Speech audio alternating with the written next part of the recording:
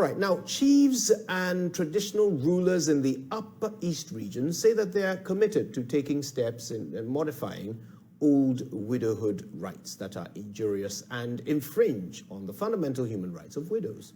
The chiefs made this commitment after the Widows and Orphans movement led widows in the Upper East region to issue a communique appealing to the Regional House of Chiefs to have these dangerous widowhood rites removed. The communique was issued as part of events to mark the International Widows' Day.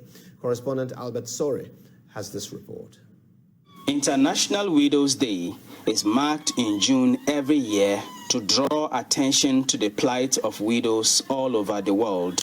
Widows in the Upper East region marked the day this year with a march through the principal streets of Bolgatanga.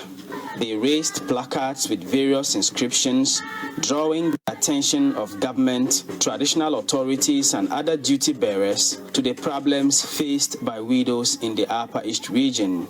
Led by the Widows and Orphans movement, an NGO based in the Upper East region and working to promote, uphold, and protect the rights of widows and orphans, the march ended with a brief program where the widows discussed matters that affect them.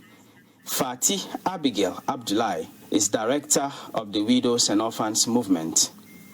The Ghana Household Registry in 2018 did a survey that showed that 61% of widows that are employable are actually unemployed. Again, the same survey says that 3 out of 4 widows in the Upper East region are either poor or extremely poor.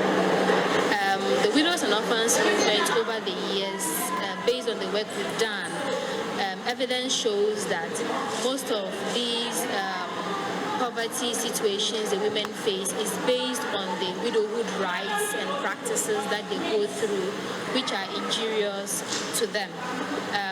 So for instance, we still have widowhood rights where they say that a widow shouldn't consume the foodstuffs that she owned after the funeral, and these foodstuffs are shared to other family members. After this funeral, you realize that these widows and their children struggle to survive. And so it is on this basis that this year our theme is looking at sustainable solutions to ending widowhood rights. The widows issued and presented a communique to the Upper East Regional House of Chiefs appealing for the abolishment of traditional widowhood rights that are injurious to widows and violate their fundamental human rights. Widows are forced into participating in harmful and degrading practice where fowls are slaughtered on the head of the widow with blood oozing on her as a form of purification, leaving most widows traumatized and losing their self-confidence for the right of their lives. The Widows Network is calling on the Regional House of Chiefs and the Upper East Regional Minister to modify and/or abolish the following: conduct sacrifice using fowls on objects and not on the head of widows. Abolish all rights and practice that involve widows and children consuming unhygienic food and concoction.